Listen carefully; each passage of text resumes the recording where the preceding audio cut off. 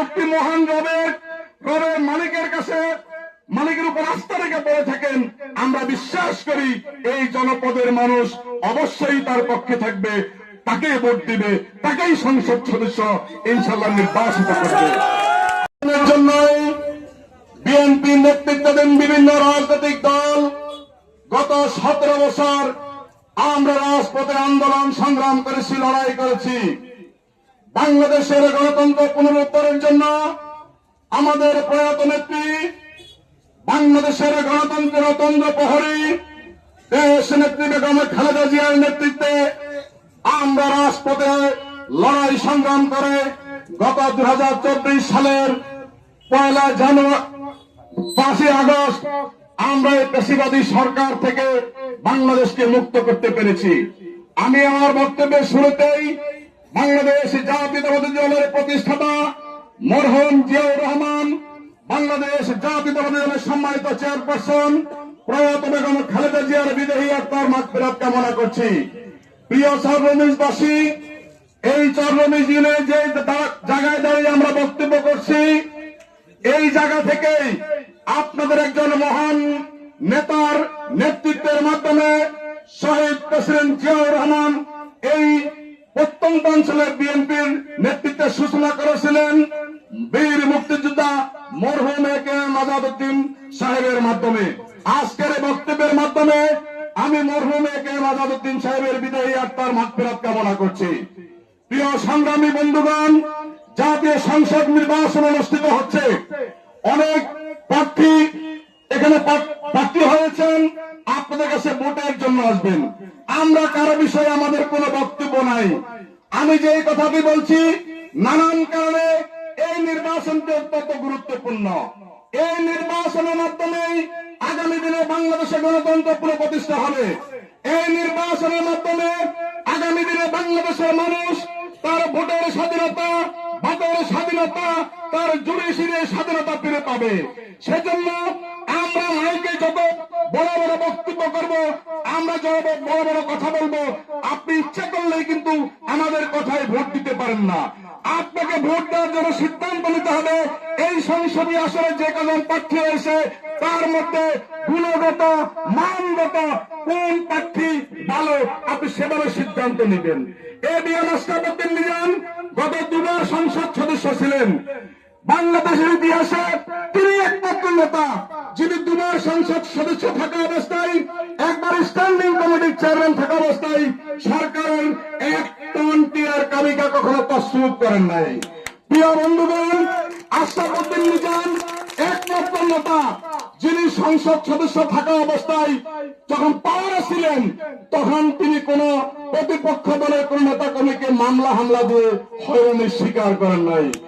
আমরা বিশ্বাস করি আপনারা যদি এই জনপদে আমাদের এই প্রিয় নেতা যিনি অত্যন্ত, আপনারা দেখেন মাটির মানুষ, সাধারণ যে কোনো লোক ওনার সাথে গিয়ে কথা বলতে পারে, আপনারা যদি সকলে দল মত নির্বিশেষে এজন্য উনি বিএনপি মনোনীত প্রার্থী, কিন্তু আমরা ভোট চাই সকলের কাছে, যারা সাধারণ মানুষ, খেটে খাওয়া মানুষ, টলিওয়ালা, রিক্সাওয়ালা, দিনমজুর, আপনাদের সকলের কাছে আমরা ভোট চাই। এজন্য উনি একজন ভালো মানুষ, উনি আল্লাহওয়ালা মানুষ, 5 ওয়াক্ত নামাজ পড়েন, তাহাজ্জুদ পড়েন, জীবনে কোনোদিন কাউকে অসম্মান করে কখনো কথা বলেন না, কাউকে ছোট করে কথা বলেন না।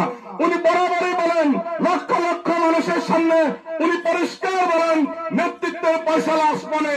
আপনারা লক্ষ লক্ষ মানুষ যদি চেষ্টা করেন, যদি আমার রব আমার জন্য ফয়সালা না করে, যদি আল্লাহ আমার জন্য ফয়সালা না করে, আপনারা আমাকে এমপি বানাতে পারবেন না। পক্ষান্তরে আমরা অন্য প্রার্থীদের বক্তব্য শুনে থাকি। যে লোকটি মহান রবের মালিকের কাছে মালিকের উপর আস্থা রেখে পড়ে থাকেন, আমরা বিশ্বাস করি এই জনপদের মানুষ অবশ্যই তার পক্ষে থাকবে, তাকে ভোট দিবে, তাকেই সংসদ সদস্য ইনশাআল্লাহ নির্বাচিত করবে। আমার প্রিয় চররমিজবাসী, প্রিয় চরগোসাইবাসী, প্রিয় চরনেহারবাসী, প্রিয় চরাঞ্চলবাসী, আমাদের টুমছড়ি আংশিক যে সকল ভাইয়েরা এখানে রয়েছেন, আমার মা বোনরা তো এখানে নেই, আপনারা প্রত্যেকে নিজেরা ভোট দিবেন, আমার মা বোনদেরকে বুঝিয়ে বলবেন। সবচেয়ে বড় কথা হচ্ছে উনি বিএনপি করে, এই জায়গায় চররমিজ ইউনিয়ন বিএনপির ঘাটি ইউনিয়ন, এই সররমেশ থেকে বিএনপির নেতৃত্বের সূচনা।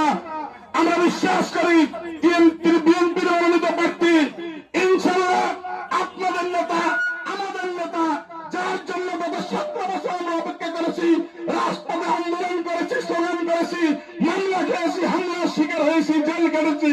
আমরা বলেছিলাম তারেক রহমান বীরের দেশে আসবে, বীরে বাংলাদেশে। আমাদের সেই নেতাও বাংলাদেশে এসেন ইনশাআল্লাহ। একজন গৃহবধূ থেকে জন্মি করে বেগম খালেদা জিয়া রাজপথে এসে প্রথমবার সংসদ সদস্য নির্বাচিত হয়ে প্রথমবারে বাংলাদেশের প্রধানমন্ত্রী হয়েছেন, দক্ষিণ এশিয়ার প্রথমবারে প্রধানমন্ত্রী হয়েছেন। আপনাদের নেতা তারেক রহমানও সর্বপ্রথম বাংলাদেশে সংসদ সদস্য নির্বাচিত হয়ে বাংলাদেশের প্রধানমন্ত্রী আসবে। তাই বন্ধুগণ, উন্নয়নের স্বার্থে এই এলাকার রাস্তাঘাট, আপনাকে অন্য কথা, এর আগে সরকার যারা ছিল লুটের কোন হিসাব নিকেশ নেই। এখন এই চররমিজের প্রত্যন্ত অঞ্চলে আমরা যাই, আমরা দেখি কোন ভালো রাস্তাঘাট নেই। এখানে শুধু কমিশন বাণিজ্য হয়েছে, এখানে লুটপাট করা হয়েছে। আমরা বিশ্বাস করি আমাদের নেতা রাষ্ট্রপতির মিজান সাহেব সংসদ সদস্য নির্বাচিত হলে তারেক রহমান বাংলাদেশের হাল ধরলে আপনাদের এই মেঘনা নদীর ভাঙ্গনের যে প্রধান সমস্যা এটি এবং বুলুয়া নদী খনন সহ সকল অবকাঠামোর ব্যাপক উন্নয়ন হবে। তারেক রহমান যেদিন ঢাকায় নিয়েছিলেন, তিনি সেদিন বলেছিলেন একটি কথা, I have a plan for Bangladesh. আমি বাংলাদেশের জন্য পরিকল্পনা নিয়ে এসেছি। তিনি তার 31 দফা যে সংস্কার যে প্রস্তাব, তারেক রহমান বলেছিলেন এই রাষ্ট্র ঝং ধরে গেছে, এই রাষ্ট্র নষ্ট হয়ে গেছে, এই রাষ্ট্রকে সংস্কার করতে হবে। সেই সংস্কারে তিনি 31 দফা যে কর্মসূচি হাতে নিয়েছেন, সেই কর্মসূচির মধ্যে বেকার যুবকদের চাকরি, কৃষক ভাইদের জন্য কৃষিকার্ড, মা বোনদের জন্য প্যারেন্টি কার্ড, মা বোন বাবা ভাইদের জন্য স্বাস্থ্য কার্ড সহ নানান উন্নয়ন পরিকল্পনা তিনি হাতে নিয়েছেন। এবিএম আশরাফুদ্দিন মিজান সংসদ সদস্য নির্বাচিত হলে এই সররমিজ ইউনিয়ন সহ রামগতি কমলনগরের প্রত্যন্ত অঞ্চলে সেই যে সুবিধাগুলি আমি কথা বলছি, সেই সুবিধাগুলি আপনারা সকলে পাবেন ইনশাল্লাহ। আমরা আরো বড় পরিসরে আপনাদের সাথে কথা বলবো। সররমিজ, বড়খেরি এবং চরগাজী ইউনিয়ন মিলে আমাদের একটি মিনি সভা, মিনি জনসভা রয়েছে। সেটি ভেন্যু আপনারা পরে জানবেন। আমাদের উপজেলা সদরে আমাদের বড় জনসভা সেখানে হবে। আপনাদের সকলের সাথে আসি এই নির্বাচনে।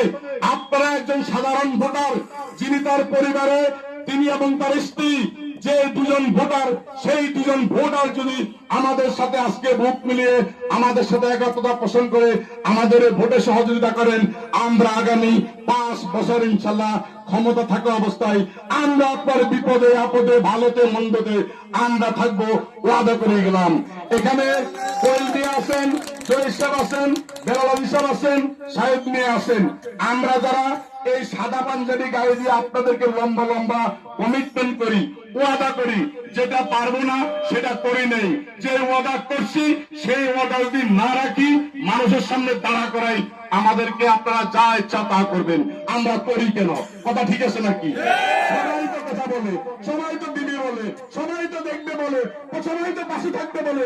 যখন একজন নিরীহ মানুষ মামলায় পড়ে, একজন নিরীহ মানুষকে ওই এলাকার পয়সা নেওয়ার চাবি ধরে, তখন আমি দেখি অনেকে নিরীহ মানুষের পক্ষে থাকেন না। আপনারা আজকে যারা বক্তব্য করবেন আমার এই সররমিজের নিরীহ মানুষের পাশে আপনারা থাকবেন কিনা প্রত্যেকে কমিটমেন্ট করে যাবেন। যেমন হাজি বেলাল সাহেবের সাথে তো সবাই থাকে, কই মেয়ের সাথে